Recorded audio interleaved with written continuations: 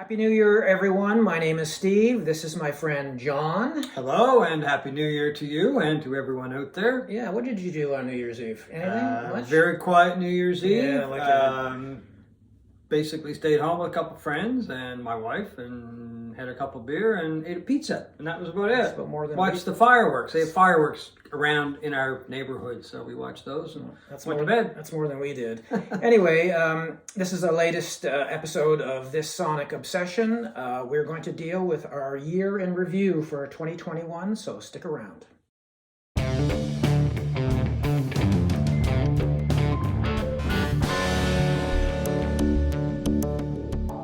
Hi folks, we're back for our overview of 2021, the year in music. It was a year, John, I guess it was dominated for the second year in a row by COVID.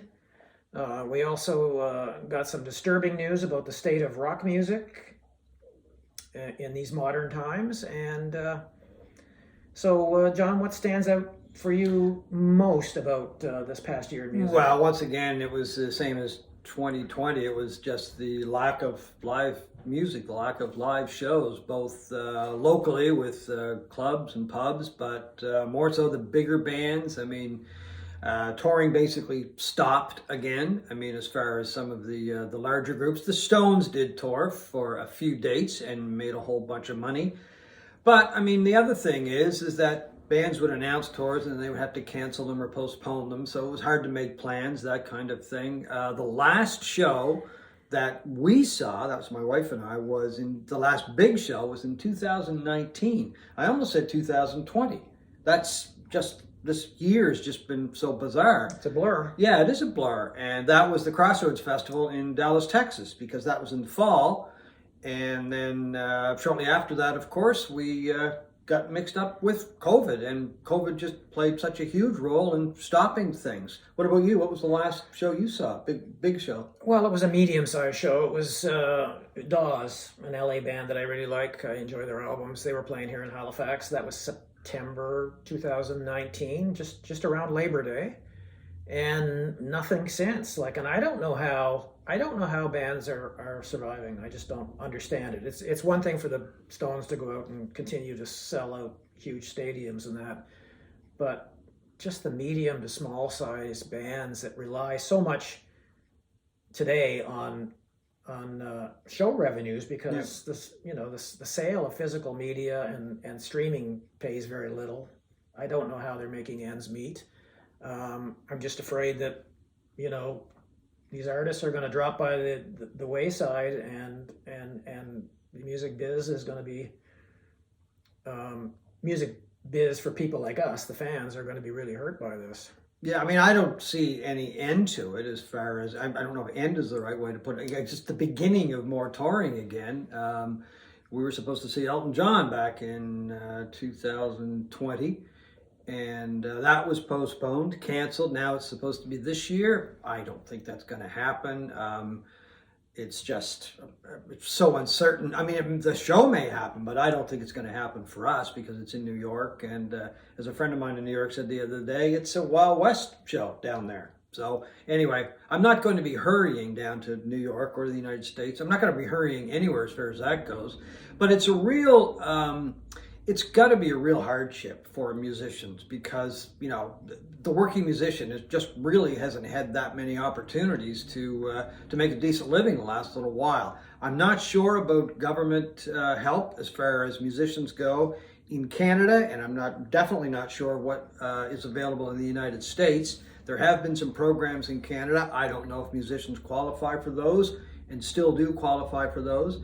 Hopefully they'll make some changes, and they will, because it's just, as I said, it's a real hardship. It's got to be. I mean, we're missing out on seeing some great live music, and of course the musicians are missing out on eating, basically. Right, yeah, missing out on playing live for people, which I know for many musicians is the thing that keeps them going. It motivates them.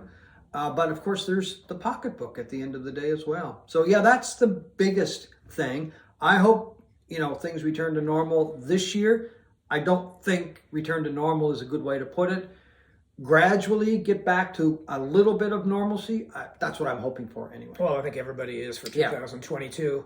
We did get some disturbing news, though, as longtime aging fans of rock music. Billboard put out their list of the 200 top-selling albums of the year in the United States. And for the first time since they've been compiling this list, the 200, they've had shorter iterations of that. A new rock album did not make the list. John. I know that's distressing too. You know, I mean, it's just unbelievable. Is it lack of touring by these bands that may have played a role in that? That's one thing, perhaps, because bands go out on the road to promote albums and hopefully sell a lot of albums. So that could be a factor. I don't know. Like I guess the shocking thing about it is the Foo Fighters put out an album back in February of 2021. They're one of the biggest rock bands in the world. They're one of the biggest touring acts in the world, and it couldn't crack the top 200 in sales. And Dave Grohl's been everywhere for the past year or so. I mean, there's a documentary or two on television. Yep. He wrote a book. I mean, the Foo Fighters album. Foo Fighters played Madison Square Garden, sold it out. Yep. So it's not like he hasn't been around. Let's put it that way. Grohl, I mean. Yeah. Well, I guess it just shows you the state of sales, whether it's physical media or streaming. Although streaming is continuing to grow, the returns for artists is pretty minimal for streaming.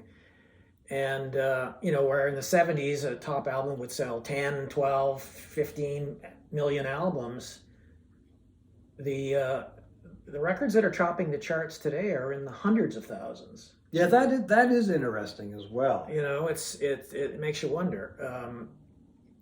The top rock record on the Billboard's top 200 was in 23rd place, but it was not a new recording, as were any of the rock albums on this list. They're all old records. 23rd place was Queen's Greatest Hits.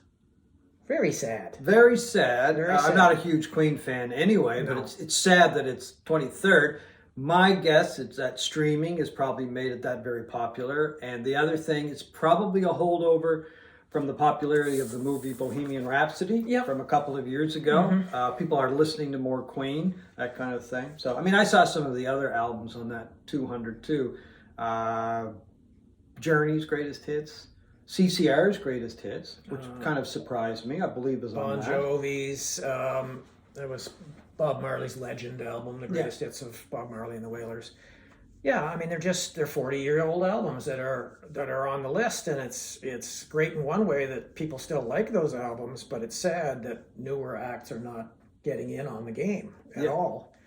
And do you know what the number one album in the United States was according to Billboard in terms of sales? I didn't know till the other day because when you mentioned this, I went and checked. Morgan Wallen, a country act. Country guy for his album Dangerous. Dangerous, okay. I'm not familiar with the album. Neither am I, but I'm not familiar with much of what's in the top 10, but we won't get into that.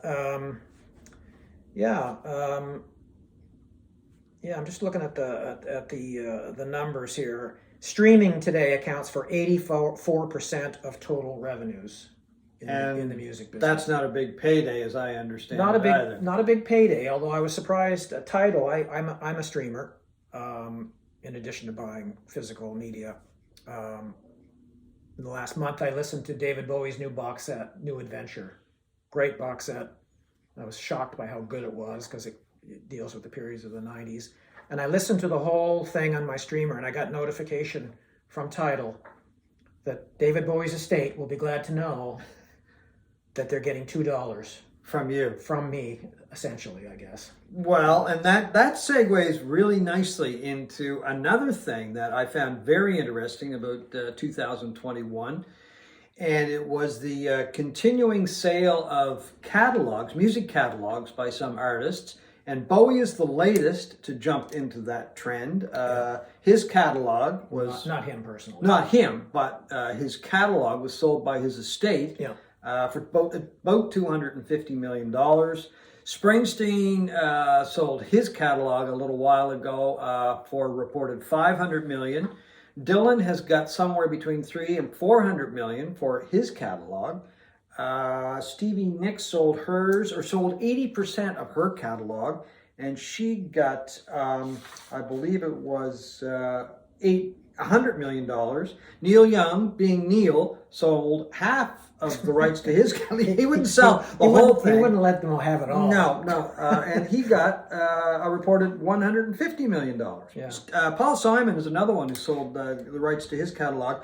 There hasn't been a sum for that one, not that I've seen anyway. He's keeping it secret. But this is interesting that these artists, huge artists, who probably see a steady stream of income in royalties from their catalogs, are selling everything. Well, why wouldn't you? As rock becomes, is certainly headed in the direction of a more niche genre, like jazz used to be the dominant genre in the 40s and 50s and into the 60s, beginning of the 60s.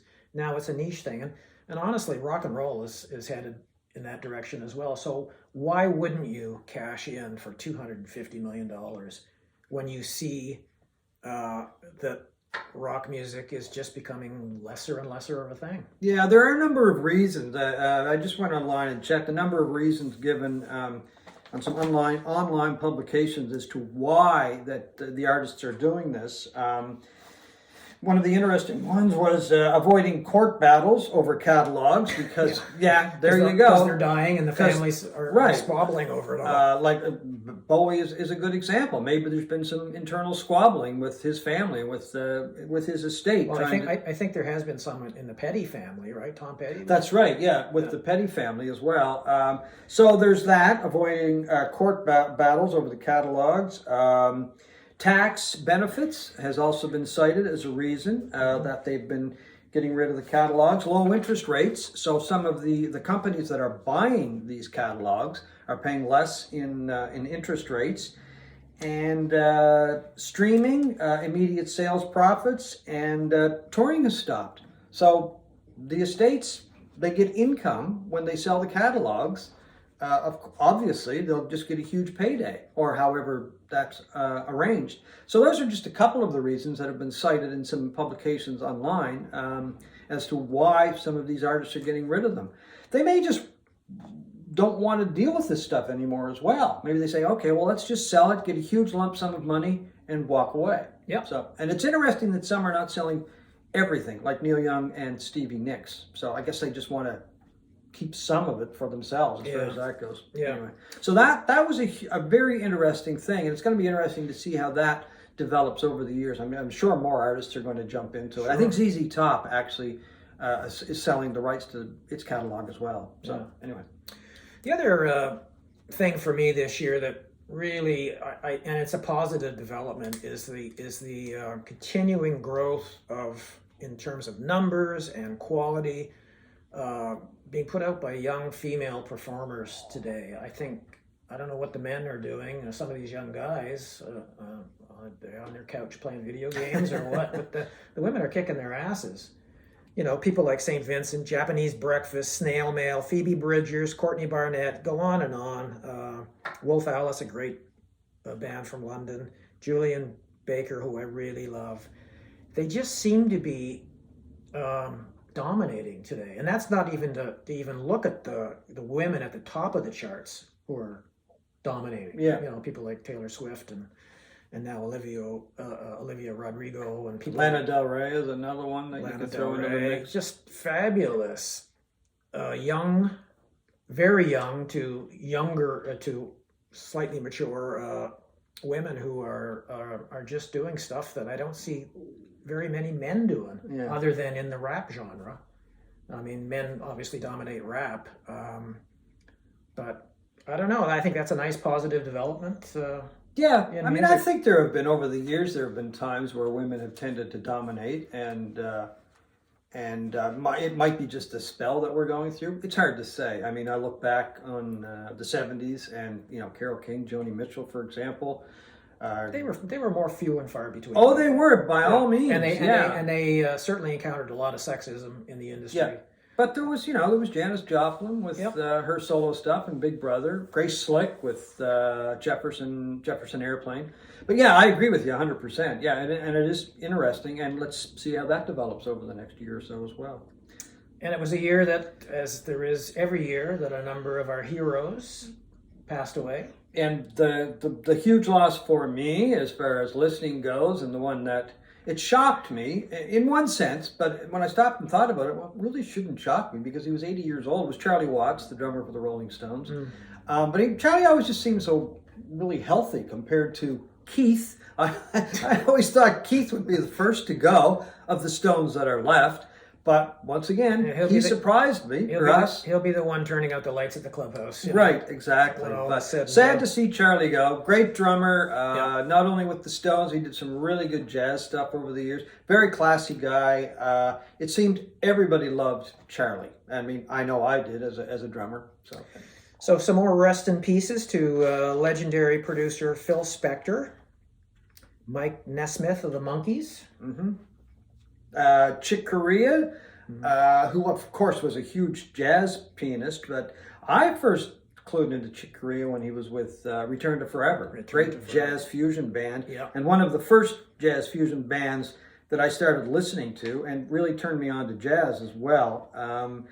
Who else do we have? Stephen Sondheim, the Broadway lyricist and songwriter. Robbie Shakespeare of Sly and Robbie. Sarah Dash, great singer, who started out with LaBelle and of course played with Keith Richards a lot with the Expensive Winos. Ron Bushy from Iron Butterfly passed away. I would never have known. I saw the name Ron Bushy, but I didn't see anything that said he was even with Iron Butterfly. But I happen to know the name. Yeah, Lee Scratch Perry, Don Everly, Dusty Hill from ZZ Top. Michael Funfera was a guy that most people wouldn't know the name. Keyboard player with a group out of LA years ago called Rhinoceros, a group that was put together by Elektra Records. Kind of a super group of studio musicians. He was a Canadian. He happened to be down there. Great keyboard player. They had a huge hit with Apricot Brandy. But he came back to Canada over the years and he played with a number of people. He played with the Lincolns. And I think the last group that he was playing with right up until he passed away was the Downchild Blues Band. Great keyboard player. Jazz organist Dr. Lonnie Smith, Tom T. Hall of country music. Lloyd Price, Lottie Miss Claudie, and Stagger Lee. Jerry Marsden, the Jerry from Jerry and the Pacemakers from Liverpool. Mary Wilson of the Supremes is another great one. So that just about wraps up our look at 2021. I have no huge predictions for 2022. I just hope that live music gets back to what it was, or starts to build up anyway, because I surely miss it. So anyway. Yeah, I don't know if it's going to be in our immediate future, but hopefully in the latter half of 2022, we will actually get out and hear live music, which is the lifeblood of this industry. Exactly. So anyway, thank you very much for watching, not only this video, but watching the shows that we did in 2021. My year's confused. God, it's so confusing. Because it all seems to be the same. Anyway, thanks very much for watching this Sonic Obsession.